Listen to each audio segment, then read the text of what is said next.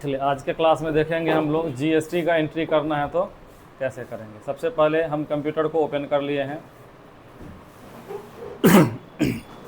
GST के बारे में बेसिक डिटेल बता चुके हैं कि जीएसटी को गुड्स एंड सर्विस टैक्स के नाम से जानते हैं। यह VAT, excise duty, service tax और कस्टम ड्यूटी का कम्बिनेशन है। इसको 1 जुलाई 2017 ईस्वी में इंडियन गवर्नमेंट के द्वारा भारत के सभी राज्यों में लागू किया गया था और यह टैक्स सामान को बेचने और ख़रीदने पर भी लगता है और सर्विस प्रोवाइड करने पर भी दिया जाता है।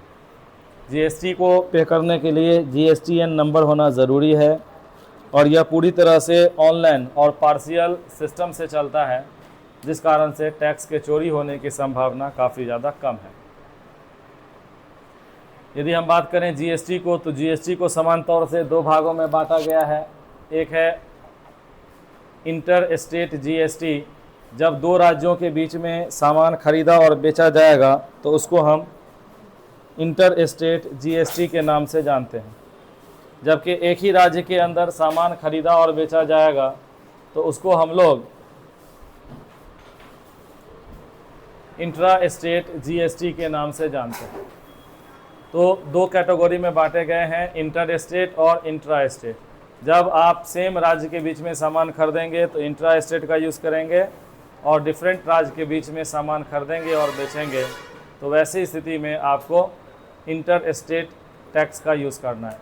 इंटर स्टेट के अंतर्गत जो आपका टैक्स आता है उसे हम आईजीएसटी बोलते हैं, जो टैक्स स्लैब का पूरा रेट यूज़ करता है। और इंट्रा स्टेट में 2 अलग अलग कैटेगरी होते हैं, एक सीजीएसटी और दूसरा एसजीएसटी। यानी जब सेम राज्य में सामान खरीदेंगे बेचेंगे तो 2 जीएसटी लगाएंगे, एक सीजीएसटी और दूसरा एसजीएसटी।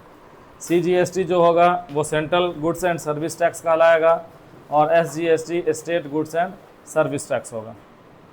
जबकि इंटर स्टेट करेंगे यानी 2 अलग अलग राज्य के बीच में करेंगे तो उसमें सिर्फ हमें आईजीएसटी का यूज़ करना पड़ेगा, जिसे integrated goods and service tax के नाम से जानते हैं।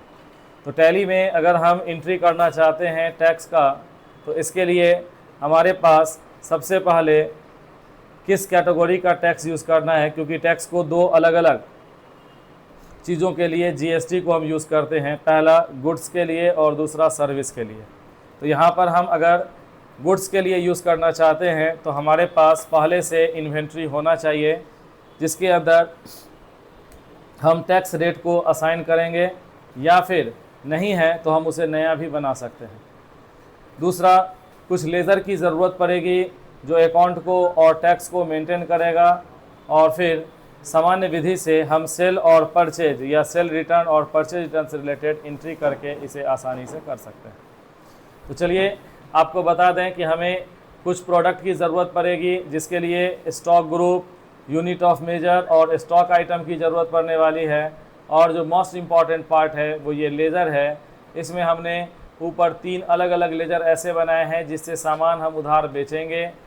नीचे में 3 ऐसे लेज़र हैं, हिंदुस्तान, ब्रिटानिया, पार्ले, जिससे सामान हम खरीदेंगे। सेल के लिए दोनों बनाए हैं।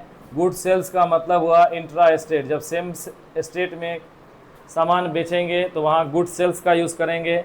और क्योंकि एक नाम से 2 लेज़र नहीं बनता, इसलिए हमने इंटर स्टेट के नाम से भी बनाया है कि अगर हम डिफरेंट स्टेट में सामान बेचें, यानी हमारा ख़रीदने वाला व्यक्ति जो है वो किसी दूसरे राज्य का है, तो वैसी स्थिति में गुड सेल्स इंटर स्टेट का यूज़ करेंगे। वैसे ही परचेज में भी हमने 2 बनाया है, एक गुड्स परचेज जो कि इंट्रा स्टेट के लिए रिस्पॉन्सिबल होगा, और एक हमने बनाया गुड्स परचेज जो इंटर स्टेट के लिए होगा। सेल रिटर्न के अंदर भी 2 है और परचेज रिटर्न के अंदर भी 2 है। यहाँ पर अगर हम प्रोडक्ट में टैक्स स्लैब असाइन कर दें कि कितना % प्रोडक्ट पे टैक्स लग रहा है, तो फिर हम एक लेज़र ही बनाकर आसानी से यूज़ कर सकते हैं। लेकिन अगर हम टोटल बिल के हिसाब से टैक्स बनाना चाहते हैं तो जितने टैक्स के % होंगे सब के नाम से हमें गुड सेल्स और गुड्स परचेस से रिलेटेड लेज़र बनाने होंगे। साथ में सीजीएसटी और आईजीएसटी भी अलग अलग हमें बनाना पड़ेगा। तो चलिए हम यहाँ पर डायरेक्ट बिल में किस तरह से आइडेंटिफाई करेंगे उसको जानेंगे, जिसके लिए सबसे पहले हम टैली ओपन करते हैं।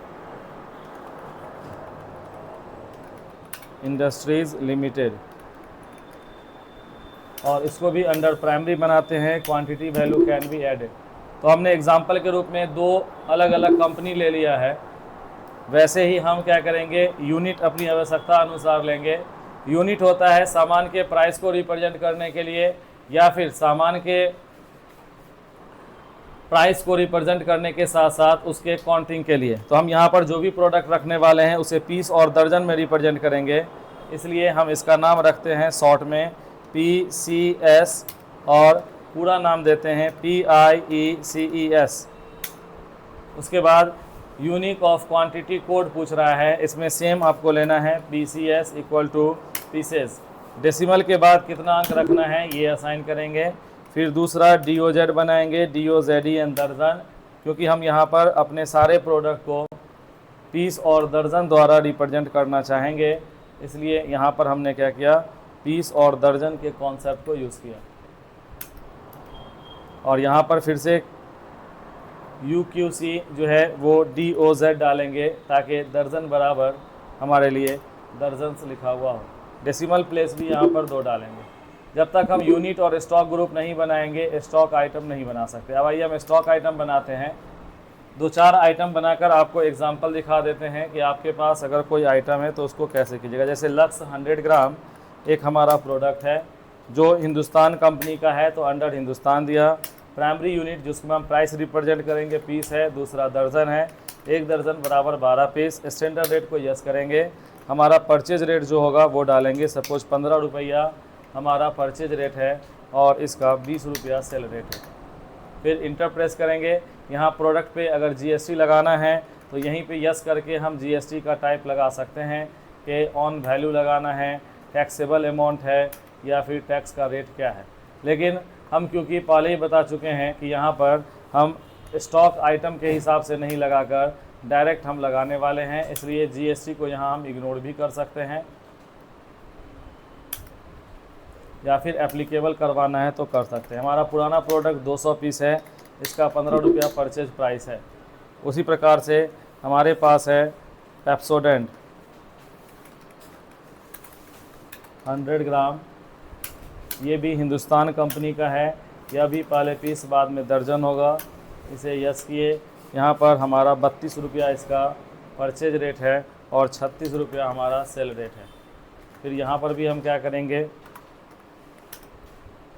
ये 200 पीस हम क्वांटिटी असाइन कर रहे हैं और इसका परचेज रेट 32 रुपया असाइन कर रहे हैं। एक और प्रोडक्ट ले लेते हैं पॉन्ड्स 100 ग्राम, ये भी हिंदुस्तान कंपनी का है, पीस दर्जन, 1 दर्जन बराबर 12 पीस। सपोज इसका परचेज रेट 95 रुपया और सेल रेट 125 रुपया है। फिर यहाँ पर भी हम क्या करेंगे, ये 200 पीस ले लिए, 95 रुपया इसका परचेज रेट है, एक्सेप्ट किए। फिर कुछ प्रोडक्ट हम ब्रिटानिया का बना लेते हैं।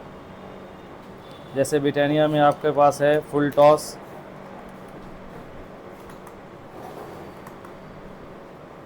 Full toss.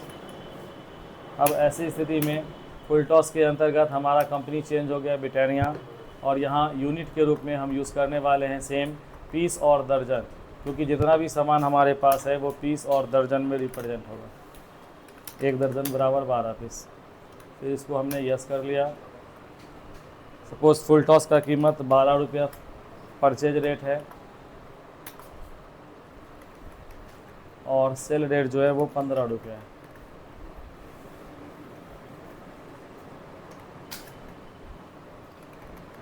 इसका भी हम परचेज रेट 12 रुपया असाइन किए। उसी प्रकार से सपोज़ मान लीजिए कि दूसरा प्रोडक्ट हमारे पास है मोनाको,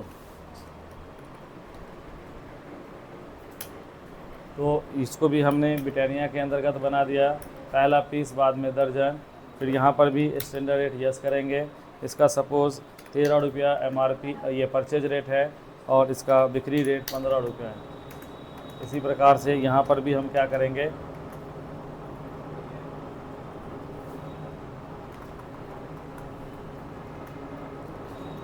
₹13 हमारा था परचेज रेट, 200 पीस इसको भी डालें, 13 रुपया हमने परचेज का डाल दिया। उसी प्रकार से एक और बना लेते हैं क्रैक जैक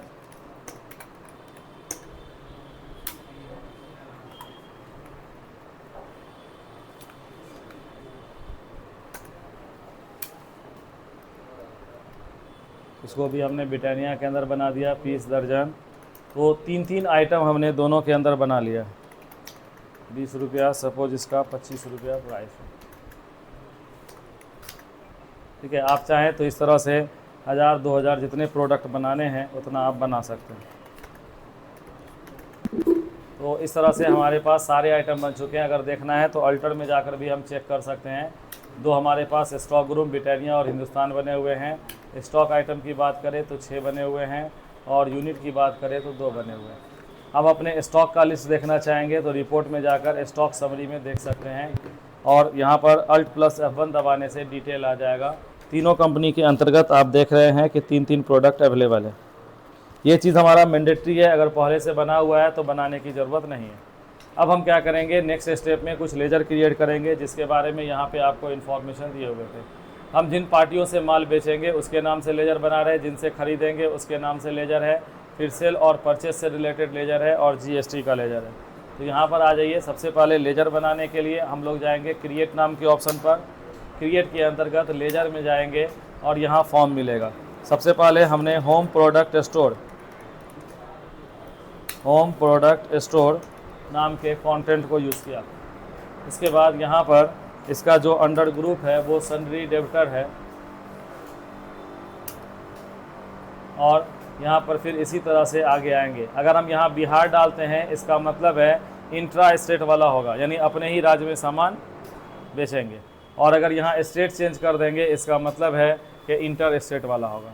तो मान लो कि हमने होम को कर दिया कि ये दिल्ली का है, तो यहाँ पर हम क्या करेंगे, दिल्ली असाइन कर देंगे। उसके बाद दिल्ली का कोई पिन कोड है वो असाइन कर देंगे। ठीक है, इसमें मेन चीज़ याद रखिएगा GST नंबर देना ज़रूरी है। ठीक है, GST में यहाँ पर ऑप्शन दिया हुआ है कि आपका अननोन है। अननोन का मतलब आपका हो गया कि पता नहीं है। कंपोजिशन बताए हुए थे, एक मुश्त टैक्स पे करने वाला होता है, साल के शुरू में ही पूरा टैक्स पे कर देता है। कंज्यूमर मतलब ग्राहक हो गया, जिसके पास GST नंबर अवेलेबल है वो हो जाता है रेगुलर और जिसके पास GST नंबर नहीं है वो होता है अनरेगुलर रजिस्टर्ड। तो यहाँ पर हमारा कस्टमर रजिस्टर्ड है, GST नंबर डालना पड़ेगा। आप डमी कोई भी GST नंबर यहाँ पर लेना चाहें तो ले सकते हैं। GST नंबर के बारे में अगर आपको पता नहीं है तो आप सामान्य तौर से गूगल में भी सर्च करके देख सकते हैं कि आपके पास GST नंबर का क्या कॉन्सेप्ट है।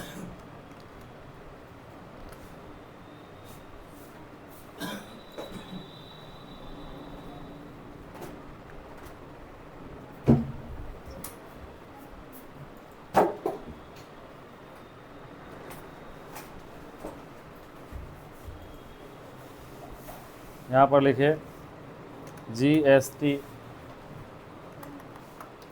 List of some demo GST for Delhi. ठीक है, तो यहाँ पर जैसे ही डालिएगा तो एग्जाम्पल के रूप में बता रहा है कि इस तरह का हमारा GST नंबर हो सकता है। ठीक है, तो हम यहाँ से इसको कॉपी कर लेंगे और इसमें थोड़ा बहुत चेंज करके आसानी से हम 2-4 बना सकते हैं। ठीक है, तो यहाँ पे हमने क्या किया, एक GST नंबर ले लिया। ठीक है, फिर इंटर प्रेस करेंगे। GST डिटेल को अल्टर करना है तो यहाँ अल्टर कर सकते हैं, जहाँ पर हम उसके टेरिटरी को रिप्रेजेंट कर सकते हैं। फिलहाल इस सब में हम कुछ चेंज नहीं करेंगे। GST नंबर असाइन करना ज़रूरी है, तभी आपका बिल बन पाएगा, अदरवाइज़ बिल नहीं पड़ पाएगा। फिर यहाँ पर उसका अगर पिछला बकाया कुछ है तो डाल सकते हैं, नहीं है तो हम इसको इग्नोर कर सकते हैं। तो एक बना लिया होम। दूसरा हमने आपको बताया है कि होम के बाद आपके पास होना चाहिए वंडरफुल और पीस। फिर हम क्या करेंगे, यहाँ पर वापस आएंगे और फिर से हमने लिखा दूसरा वंडरफुल स्टोर, और वंडरफुल स्टोर भी सन्ड्री डेबिटर हो जाएगा। इसको हम बिहार वाले के अंतर्गत ही रखना चाहते हैं इसलिए बिहार कर दिए, और यहाँ पर हम बिहार का भी एक डमी GST नंबर जो है सर्च कर लेते हैं।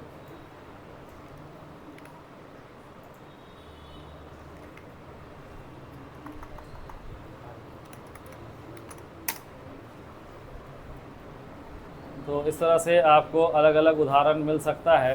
ठीक है, यहाँ से आपने इसको कॉपी किया और टैली में आकर के इसको हमने पेस्ट कर दिया। ठीक है, तो इस तरह से हमारे पास आइडेंटिफिकेशन हो चुका है। तीसरा था पीस जनरल स्टोर। अगर आपके पास ये सब लेजर बना हुआ है तो इतना काम करने की ज़रूरत नहीं होगी, और नहीं बना हुआ है तब ज़रूरत होगा। यहाँ पर हम बीच का एक नंबर चेंज कर देते हैं, जैसे 323 है तो हम यहाँ पर 23 को 85 कर देते हैं, जिससे हमारा नंबर लगभग चेंज हो जाएगा। वैसे ही हमारे पास सन्डी डेप्टर का 3 बन चुका है। अब हमें सन्डी क्रेडिटर का 3 बनाना है। सन्डी क्रेडिटर का 3 बनाने के लिए यहाँ पे हम यूज़ कर सकते हैं हिंदुस्तान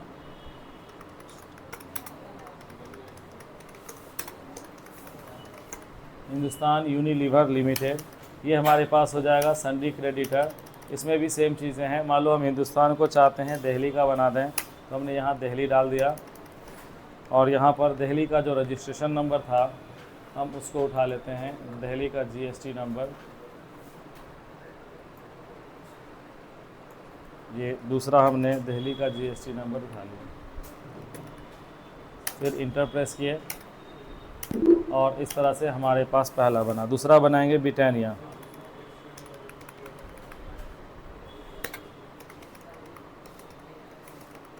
इंडस्ट्रीज़ लिमिटेड। अब ऐसी स्थिति में इसमें भी सन्डी क्रेडिटर ही होगा, और इस साइड हम इसको बिहार रखते हैं, और बिहार का एक जीएसटी नंबर हम फाइंड कर लेते हैं। याद रखिएगा किसी भी लेजर में डबल आपको नहीं देना है, क्योंकि डबल अगर आप असाइन कर देंगे तो ऐसी स्थिति में आपके लिए मुश्किल हो जाएगा। यहाँ सारा हम डम्मी यूज़ कर रहे हैं, ठीक है, एक टेस्टिंग पर्पज़ से कि आपको ये चीज़ देखने को मिल जाए। और तीसरा हम बनाते हैं पार्ले प्रोडक्ट लिमिटेड।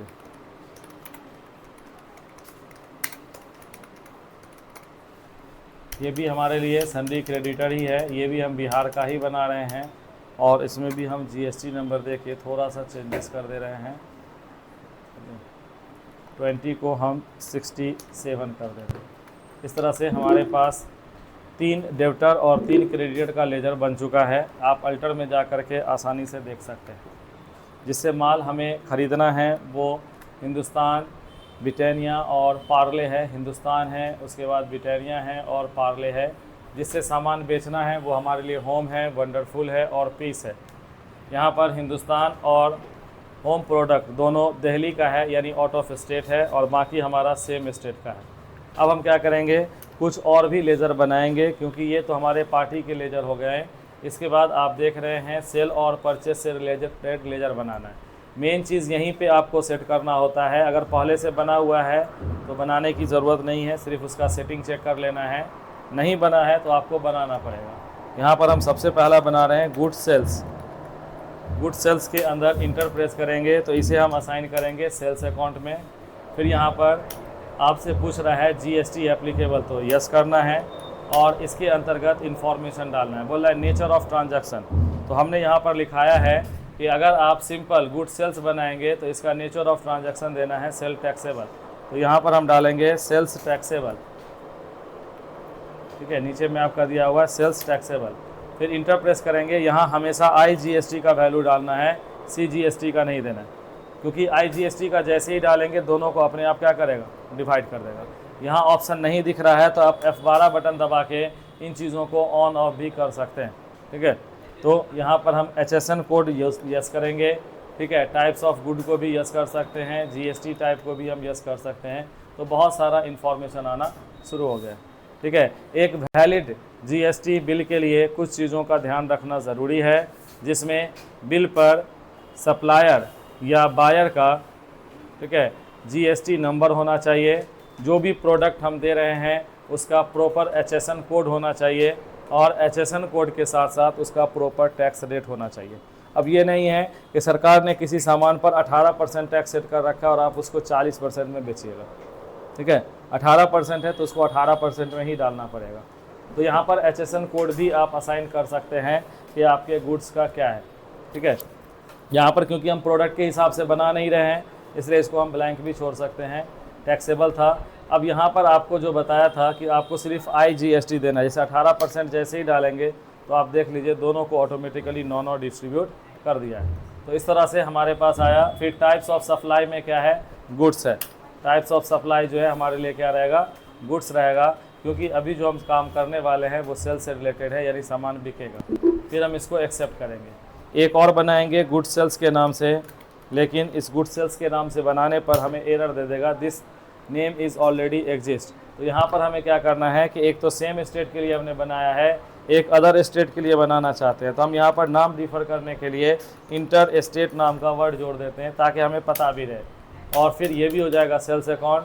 फिर यहाँ पर जीएसटी एप्लीकेबल करेंगे, ठीक है। और फिर यहाँ पर नीचे में हमें जो ट्रांजैक्शन दिया हुआ है वो हम यूज़ करेंगे इंटर स्टेट सेल टैक्सेबल। यहाँ पर हमें यूज़ क्या करना है, इंटर स्टेट सेल टैक्सेबल। और फिर यहाँ पर भी हम परसेंटेज पूरा डालेंगे, आधा ऑटोमेटिकली डिवाइड करेगा। और यहाँ गुड्स देना ज़रूरी है, ठीक है, क्योंकि गुड्स नहीं दीजिएगा तो फिर कैलकुलेशन नहीं करेगा। तो ये 2 लेज़र हुआ। उसी प्रकार से फिर हम क्या करेंगे, गुड्स परचेज़ का, या फिर हम सेल रिटर्न परचेज रिटर्न का भी एक ही साथ बना लेते हैं, सेल्स रिटर्न, और इसका भी अंडर ग्रुप सेल्स अकाउंट हो जाएगा। इसका भी टैक्स एप्लीकेबल करेंगे, ये भी हमारे लिए हो जाएगा सेल्स टैक्सेबल, क्योंकि सेम एसेट वाला है इसलिए हम सेल टैक्सेबल का यूज़ करेंगे। और यहाँ पर हम 18% असाइन करके गुड्स डालेंगे। फिर वैसे ही एक और हम बना रहे हैं सेल्स रिटर्न, लेकिन क्योंकि 2 नाम से आपका बनता नहीं है इसलिए फिर इंटर मारिएगा तो बोलेगा ऑलरेडी एग्जिस्ट। तो यहाँ पर भी हम क्या करते हैं, इंटर स्टेट नाम के वर्ड को यूज़ कर लेते हैं ताकि पहचानने में सुविधा रहे। ये भी सेल्स अकाउंट के अंदर आएगा, टैक्स एप्लीकेबल है, इसको हम क्या करेंगे, यस करेंगे।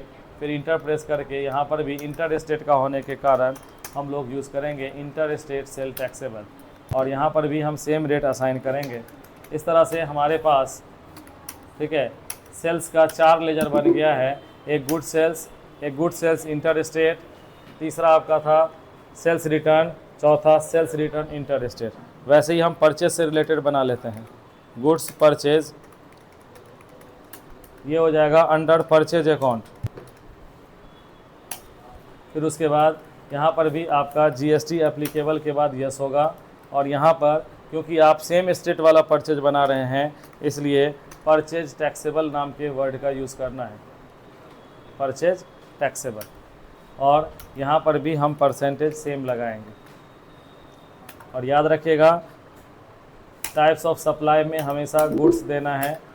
दूसरा एक और हम बनाएंगे गुड्स परचेज, लेकिन क्योंकि सेम नाम है इसलिए नहीं लेगा, तो हम इंटर स्टेट नाम के वर्ड का यूज़ कर सकते हैं।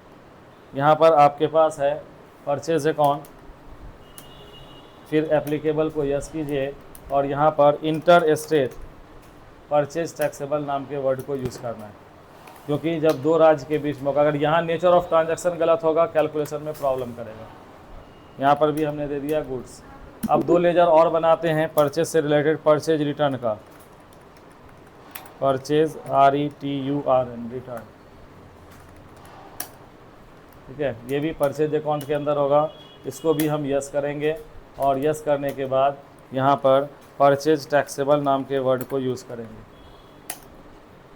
यहाँ पर भी हम 18% असाइन करेंगे, इंटर प्रेस करेंगे, गुड्स असाइन करना है। और फिर नेक्स्ट हमारे पास परचेज रिटर्न ऑलरेडी बना हुआ हमें बताएगा, इसलिए हमें यहाँ पर क्या करना है कि इजीली इंटर स्टेट नाम के वर्ड को जोड़ना है। और फिर यहाँ पर परचेज हो जाएगा। यहाँ पर भी हम यस करके नेचर ऑफ ट्रांजैक्शन में असाइन करेंगे इंटर स्टेट परचेज टैक्सेबल, और यहाँ पर भी हमारे लिए रेट 18% होगा। तो आपने देखा कि अलग अलग हमने 8 लेजर सेल और परचेज से रिलेटेड भी बनाया, जिसे हम अल्टर में जाके देख सकते हैं। Goods purchase, interstate sale, under state purchase return और सेल रिटर्न। अब हमें क्या करना है कि जो मोस्ट इम्पॉर्टेंट लेजर था वो IGST और CGST का बनाना है, इसलिए फिर से हम आ जाएंगे टैली पे, और क्रिएट के अंदर जाकर हम तीनों GST का बनाएंगे। यहाँ पर दे दिया हमने IGST @ 18%। आप चाहें तो यहाँ पर सेल के लिए अलग और परचेज के लिए अलग भी बना सकते हैं, ठीक है। सेल के लिए बनाना होगा तो ऐसी स्थिति में आप क्या करेंगे, आउटपुट के नाम से बनाएंगे, और अगर आपको परचेस के लिए बनाना होगा तो आप इनपुट के नाम से बना सकते हैं। यानी आपके ऊपर डिपेंड करता है कि आप एक कॉमन जीएसटी बनाएं तो कॉमन बना सकते हैं आईजीएसटी के नाम से, एसजीएसटी, सीजीएसटी, नहीं सेल के लिए अलग और परचेज के लिए अलग करना है कि सेल वाला अलग रहे, परचेज वाला अलग रहे।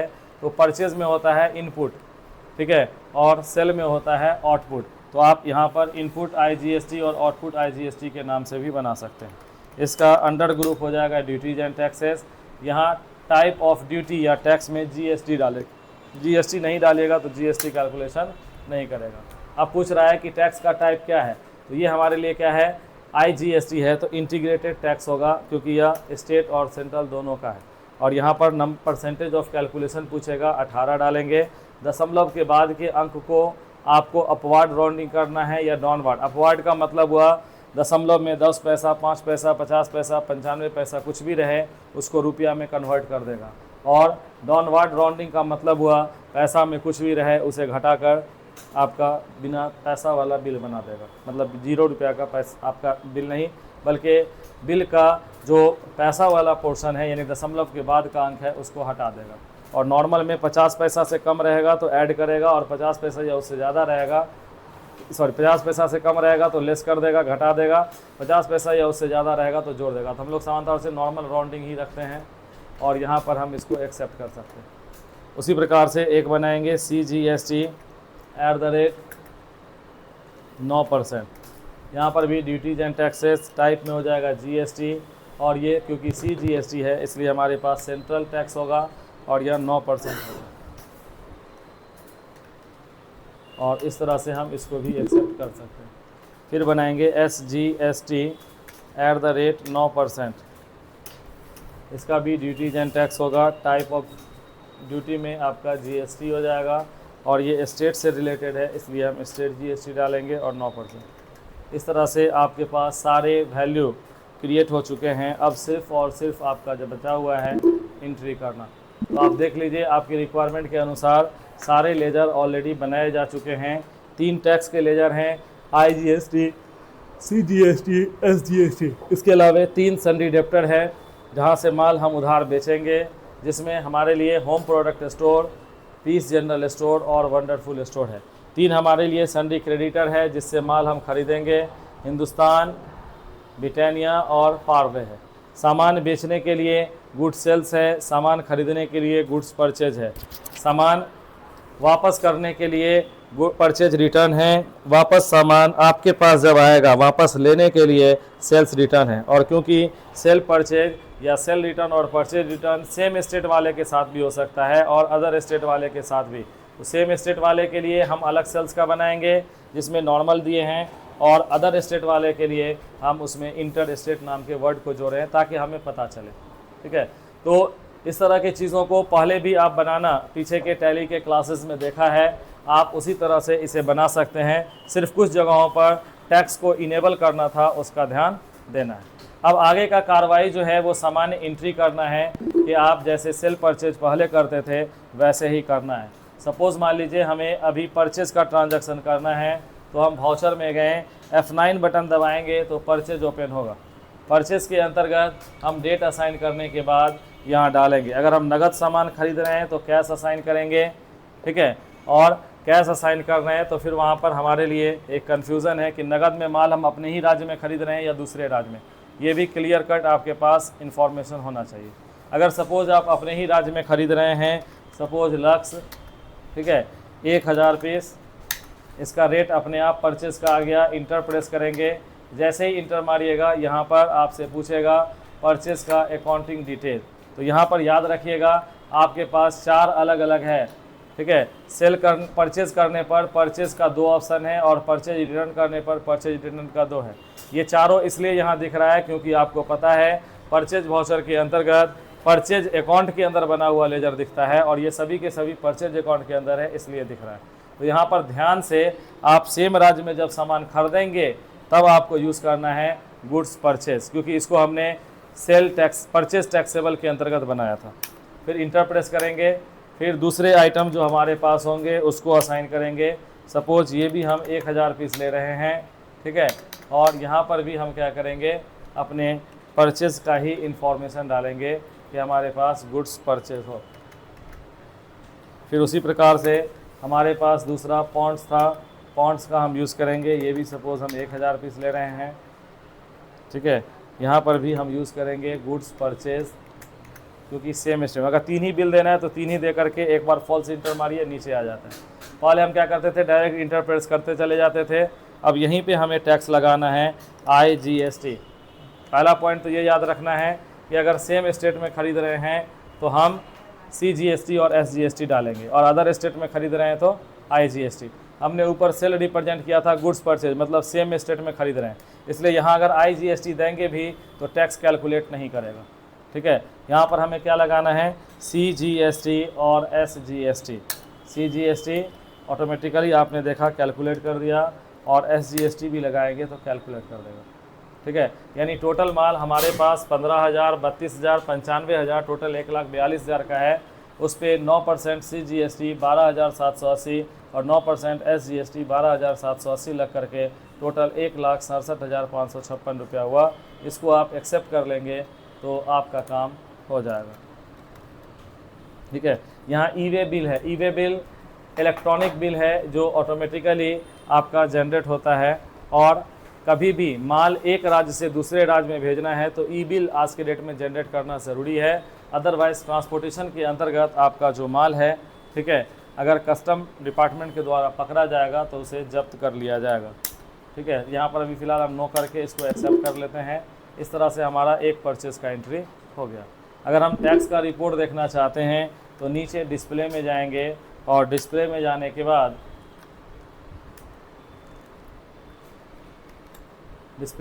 के बाद एक GST रिपोर्ट करके ऑप्शन दिया हुआ है, इसमें जाना है। और GST के अंतर्गत हम परचेज़ किए हैं, इसलिए हमारे पास, ठीक है, GSTR 3B के अंदर इंफॉर्मेशन आ जाएगा। आप यहाँ पर देख रहे हैं कि आपके पास टोटल बता रहा है कि आप ITC क्लेम, ठीक है, 12,780 रुपया, सेंट्रल टैक्स और स्टेट टैक्स में भी इतना, टोटल 25,560 रुपया का कर सकते हैं, ठीक है। वैसे ही अगर हमें सेल का एंट्री करना है तो हम सेल का भी एंट्री कर सकते हैं। वाउचर में जाना है, वाउचर में जाने के बाद F8 बटन दबाएंगे, इससे सेल होगा। अगर हम अपने ही राज्य में सेल करना चाह रहे हैं, ठीक है, ये भी कैश में ही है तो हम कैश असाइन कर सकते हैं। सपोज हम उसी प्रोडक्ट को फिर से हम सेल कर रहे हैं, 500 पीस हम इसका बेच रहे हैं।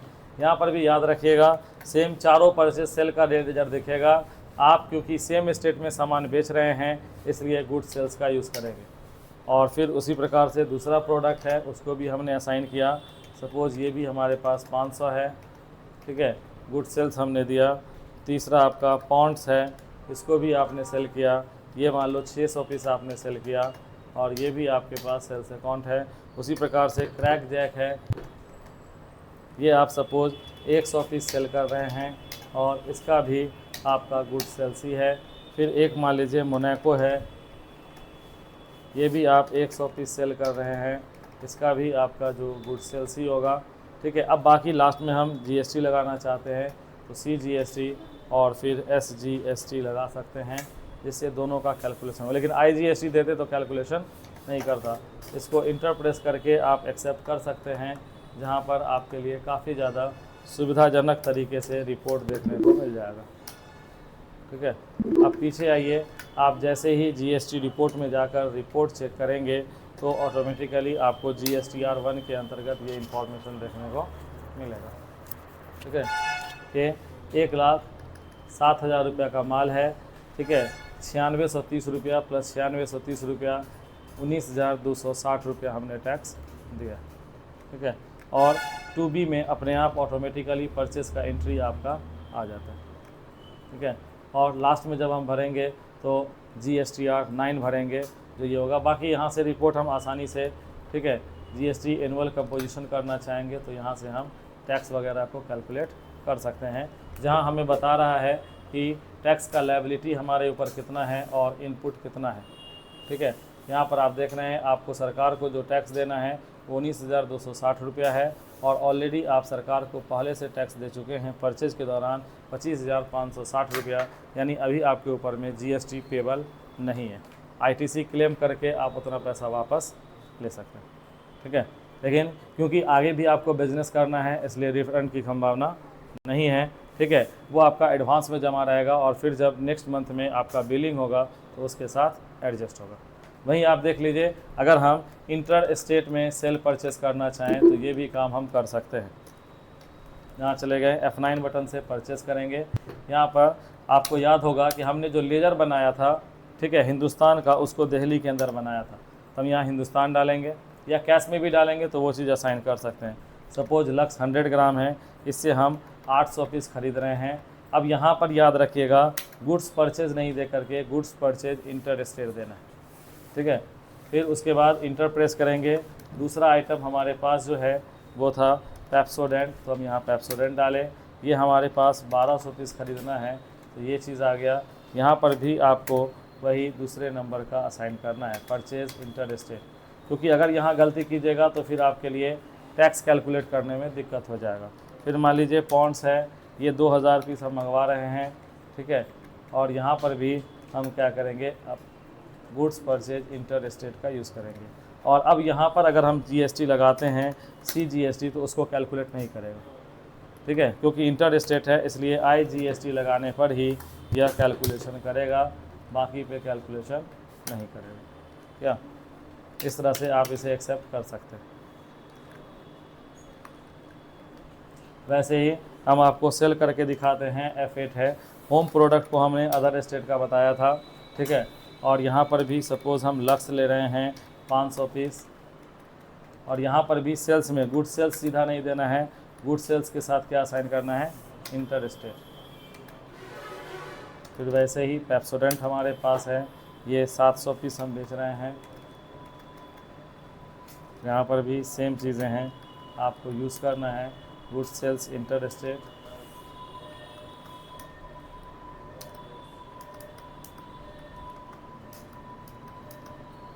तीसरा आइटम हम पॉन्ड्स डालते हैं, पॉन्ड्स दे दिए 1400 पीस। यहाँ पर भी हम सेम यूज़ करेंगे। और इस तरह से असाइन करने के बाद, क्योंकि हमारे लिए अदर स्टेट का है तो IGST असाइन करेंगे तब लेगा, CGST में नहीं लेगा। इस तरह से अगर हम इसे एक्सेप्ट कर लें तो फिर हमें आसानी से देखने को मिलेगा कि दोनों एंट्री हमारे पास ऑलरेडी आ चुका है। रिपोर्ट चेक करने के लिए हम हमेशा जाएंगे डिस्प्ले के अंदर, ठीक है, GST रिपोर्ट्स में, और यहाँ से GSTR1 देख सकते हैं, ठीक है। आपका सारा आ चुका है, ठीक ना। एक B2B है और एक आपका B2C है। B2C का मतलब हुआ स्मॉल, ठीक है, और B2B इनवॉइस का मतलब हुआ दोनों का GST नंबर लगा हुआ है। तो यहाँ पे आप देख रहे हैं कि इसका कितना आपका बिल आया, टैक्सेबल अमाउंट कितना हुआ। इस वाले में ध्यान से देखिए, IGST ही कैलकुलेट हुआ है, यहाँ CGST SGST कैलकुलेट नहीं हुआ है। और इस वाले में क्योंकि हमारे पास इंटर स्टेट का है, ठीक है, सॉरी इंट्रा स्टेट का है, इसलिए IGST नहीं कैलकुलेट होके C और S हुआ है, और टोटल GST आपका यहाँ पर देखने को मिल रहा है। 2B 3B में जाइएगा तो यहाँ पर भी आपको देखने को मिलेगा, ये इंटीग्रेटेड आपका है, ठीक है। और यहाँ पर आप देख रहे हैं सेंट्रल का है और फिर स्टेट का है, ठीक है। टोटल आपके ऊपर में कितना है। और यही अगर आप, ठीक है, 2B में जाकर देखिएगा तो यहाँ पर भी आपको बता रहा है कि कितना रुपया का आपको टैक्स क्लेम करना है। और साथ में अगर आप GST एनुअल कंपटीशन करिएगा तो यहाँ पर भी आपको देखने को मिलेगा कि आपने टोटल टैक्स कितना कलेक्ट किया और आपने पहले से कितना जमा किया। ये आप दोनों के जो डिफरेंस वैल्यू है, अगर आपका सेल्स वाला टैक्स ज़्यादा हो जाता है, यानी आउटपुट टैक्स ज़्यादा हो जाता है, तो आपको जमा करना पड़ेगा। अगर आउटपुट टैक्स ज़्यादा नहीं होता है तो आपको जमा करने की ज़रूरत नहीं, ठीक है। तो इस तरह से आपने देखा कि काफ़ी आसानी से हम GST को क्रिएट किए हैं। लेकिन वही अगर आपको स्टॉक वाइज करना होगा तो हर एक स्टॉक आइटम, जितना भी आपके पास स्टॉक आइटम है, सब में टैक्स असाइन करना पड़ेगा। और फिर जब सारे प्रोडक्ट में टैक्स असाइन कर देंगे तो वहाँ से आप जब बिल बनाएंगे तो प्रोडक्ट के हिसाब से GST अपने आप लेगा। किसी भी बिल का अगर आप आउटपुट देखना चाहते हैं तो भी देख सकते हैं, बिल कहीं से भी ओपन कर सकते हैं। वाउचर में page up page down button दबा के भी हम वाउचर खोल सकते हैं। यहाँ से आप प्रिंट करना चाहते हैं तो Alt+P शॉर्टकट की है, ठीक है। इसको प्रिंट पर क्लिक करेंगे और यहाँ प्रिंट प्रीव्यू पर जाएंगे तो आपको प्रिंट प्रीव्यू देखने को मिलेगा। यहाँ इस बिल में आप देख लीजिए कि बाय डिफ़ॉल्ट आपको नीचे में दिया हुआ मिल जाएगा, ठीक है। यहाँ सारा बिज़नेस से रिलेटेड डिटेल है और उस पार्टी का डिटेल है जिसको भेजा गया है। यहाँ प्रोडक्ट का डिटेल है और नीचे में आप देख लीजिए IGST असाइन है। और नीचे अगर आप आइएगा तो यहाँ पर आपको बता रहा है इतना परसेंट का 18%, इतना रुपया टैक्स अमाउंट हुआ, ठीक है। तो इस तरह से आपका आइडेंटिफिकेशन देखने को मिल सकता है, ठीक है। वहीं दूसरा अगर किसी बिल को देखना है तो वो भी आप आसानी से देख सकते हैं, ठीक है, क्योंकि आपको पता है कि यहाँ पर हम एक एक करके बिल को आसानी से चेक कर सकते हैं। ये CGST और SGST वाला है, इसको भी हम देखना चाहेंगे तो आसानी से देख सकते हैं।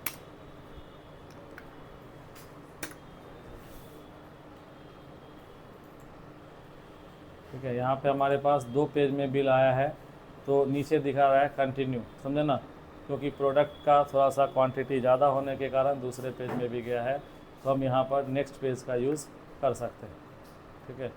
पेज डाउन बटन से भी जा सकते हैं। पेज डाउन बटन से गए तो देख लीजिए 9% असाइन है और फिर यहाँ पर दिया हुआ है। बाकी आप चाहते हैं कि और भी ऑप्शंस वगैरह है जैसे इनवॉइस का, ये सब डिटेल अगर हम हटा देंगे तो बिल का साइज़ क्या होगा, थोड़ा कम हो जाएगा, तो फिर वहाँ पर एडजस्टमेंट आसानी से हो सकता है। यहाँ पर आप देख रहे हैं सेंट्रल टैक्स अलग बनाया हुआ है और स्टेट टैक्स अलग बनाया हुआ है। तो इस तरह से आपको आज बताया गया कि GST का प्रॉपर एंट्री कैसे करेंगे। अगर आप आइटम वाइज करना चाहते हैं तो हर एक आइटम में टैक्स असाइन करना पड़ेगा। बाकी पिछला चीज़ें जो आपको बताया गया है वो सारा का सारा सेम रहेगा।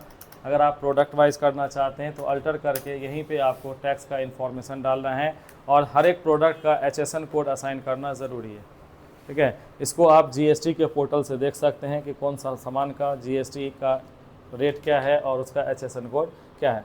अगर आप सामान खरीद के लाते हैं, ठीक है, तो ऐसी स्थिति में आपके पास जो परचेज का बिल आएगा उसमें भी आपको प्रोडक्ट का डिटेल HSN कोड दिया होता है। लेकिन एक बार आपको क्रॉस वेरीफाई करना ज़रूरी है कि आपके पास जो सामान है उसका SSN कोड वही है या नहीं है, क्योंकि GST का गलत इनवॉइस काटने पर भी पेनल्टी लागू होता है, ठीक है। तो आप इस तरह से टैली प्राइम के अंदर टैक्स को कैलकुलेट करना चाहते हैं तो आसानी से कैलकुलेट कर सकते हैं और ऑटोमेटिक रिपोर्ट बनाता है, जिस कारण से आपको बेनिफिट है कि आप आसानी से अपने रिपोर्ट को भी चेक कर सकते हैं, जहां से आपको सारा डिटेल देखने को ईज़िली मिल जाएगा।